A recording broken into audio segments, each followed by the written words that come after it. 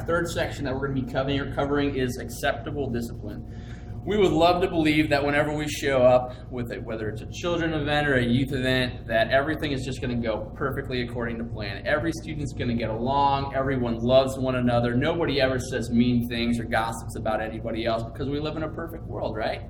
Well, obviously we know that that isn't the case. So at these times we need to cover what really are acceptable disciplines. And just to start off right out of the gate, we want to let you know that our goal is to create a safe, warm, welcoming environment for students and for children. That's exactly what we're going for. Whenever students walk into our door, whenever children walk into our door, we want them to feel that they're accepted and that they are out of harm's way. They are perfectly safe. And with that being said, whenever we do discipline, we want to make sure that we're doing it out of love. We're not doing it out of anger. We're not doing it out of revenge to get back at a student.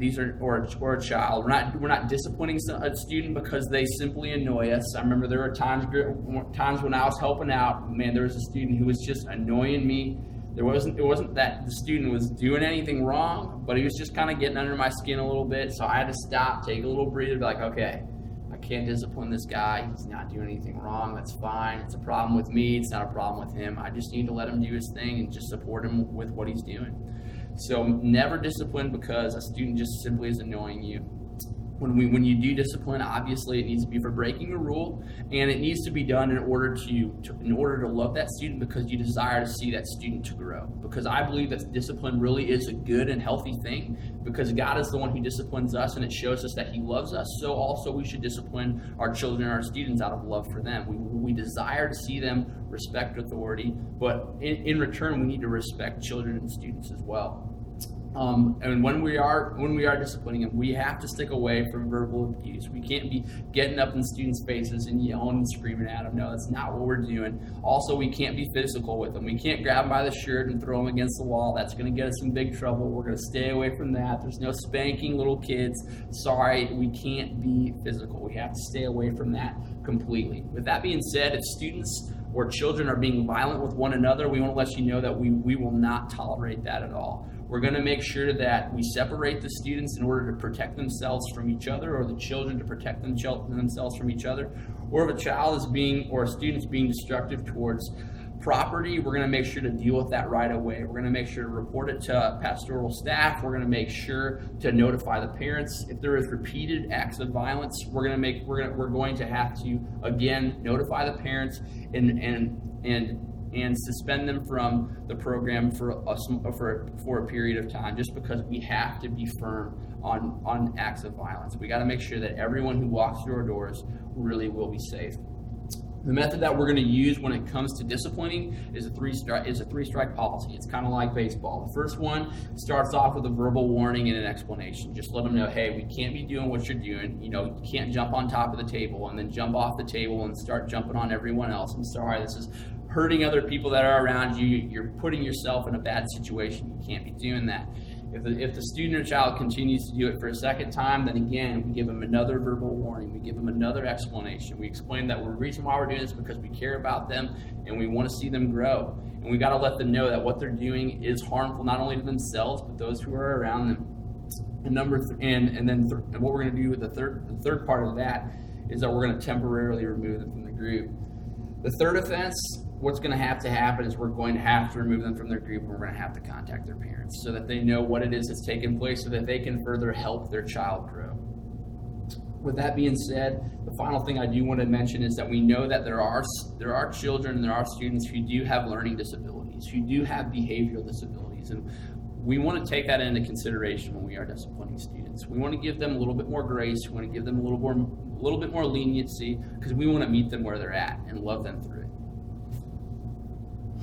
With that being said, we're going to move on to our fourth thing. Our fourth thing is event and activity safety policies. The first thing that we need is we have to have parental consent. We need to make sure that our parents know where our students are going to be and where our children are going to be so that we can just keep them in the loop. Not only do we need a permission slip from them, but we also need a medical form from them as well, just in case anything does happen while we're hanging out with students or hanging out with children. We want to make sure that we can take care of whatever it is that takes place, whether it's a broken arm or just a cut or a scrape. We want to make sure that we can take care of them medically.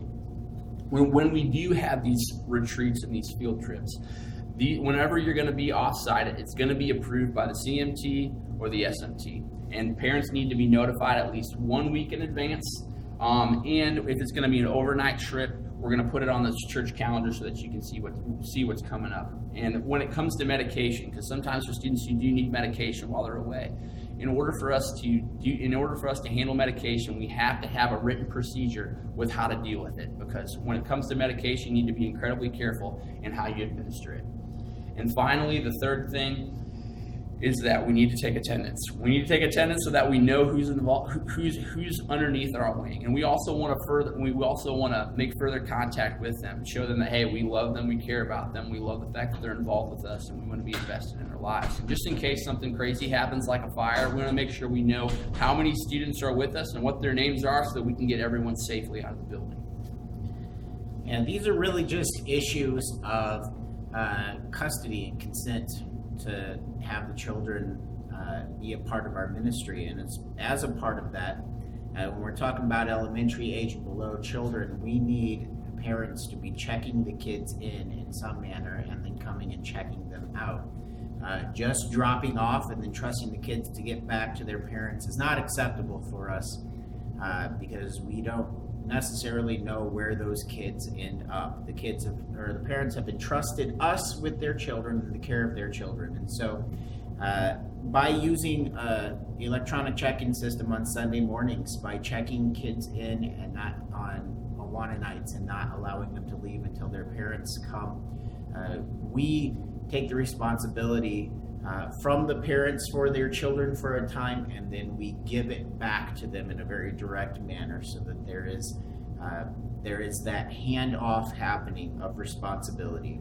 And that, again, protects us because we know where their kids are, and when we give them back to them, there's that definite point where, okay, now the parent is responsible for the kid again. And that's very important for us to do, and something required by our insurance company, that we are checking kids in and out. Sick child policy. I always say this: sick children, when sharing isn't kind. If your child appears sick in any way, keep them home. If they appear sick at church, send them home. This is all within reason. We realize that there are certain things like allergies and just chronic conditions that aren't necessarily contagious, but if a child has multiple things that you can see, if their nose is running green and they have a fever, they probably should not be in our nursery for at least 24 hours after that goes away. So just use wisdom there, and please consult parents if you have any questions as to whether or not their child is contagious. All right, and training, we talked about this a little bit before. You're doing it, the initial training. Good job. You should redo child protection training every year, and that's why we're doing this video, as a very easy way for you to be able to kind of refresh yourself on that. And we'll provide additional training as fits, like short one-day conferences where we cast cool visions, or Tuesday nights throughout August where Awana leaders can come and be trained and learn new ways of doing ministry and new ways of keeping yourself safe and having fun with kids in appropriate ways. All right, hang in there with us. We're almost done. We are on our sixth and final session, which is emergency response procedures. What we need to know is, man, how do we handle a situation when a student gets hurt or injured? Man, well, if it's severe, call 911. If you're in doubt on whether or not you should call 911, you're kind of leaning on the fence, man, please call 911. We want to be safe rather than sorry. So make sure that if you're in doubt, call 911. If you know it, like there's like a bone sticking out of some kid's leg, that's an obvious, call 911. We want to make sure that students are safe, that they're taken care of, especially in extreme situations. With that being said, there are some minor situations that do come about. Let's say that there is like some broken glass on the ground, and the student's walking around barefoot and ends up stepping all over that grass and that glass, and his feet start bleeding. Obviously, that's a situation that we don't like, but we want to make sure that no one else is injured in that situation. So first, secure the area, make sure no other children, no other student are going to come around. And then once the area is secure, then attend to that child. Make sure that when you're dealing with bodily fluids, you're always wearing latex gloves, you're taking care of proper precautions to clean them up. But also being said, if it needs something beyond, just putting on some cream and putting on a Band-Aid, we make sure that we take them to the hospital to get stitched up if that is necessary. So in addition to that, if there is some type of injury like that has taken place where there is blood on the ground and things like that, we want to let the janitorial staff know about that so we can clean up that area properly.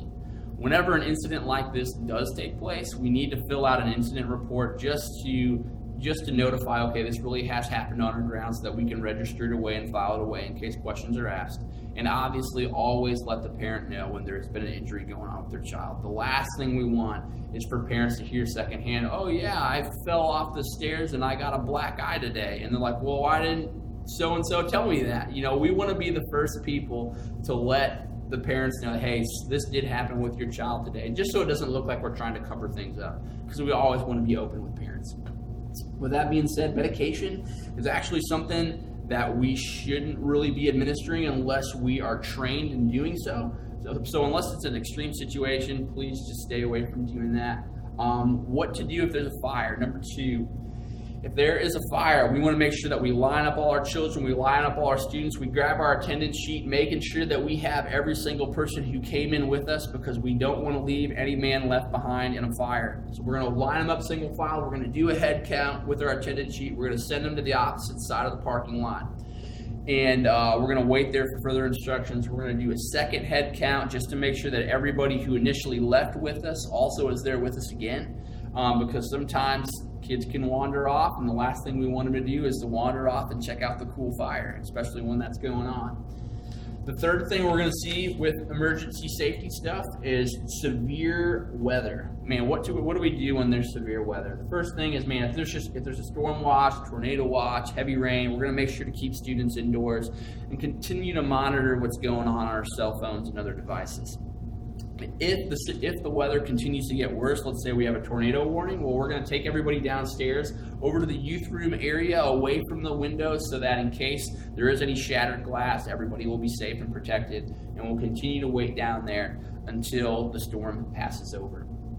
If we have some bad weather, like with winter, we get a bunch of ice or a bunch of snow, a safe thing to go by is, hey, if school is canceled that day, youth group or Awana or whatever else that we're doing that day will also be canceled.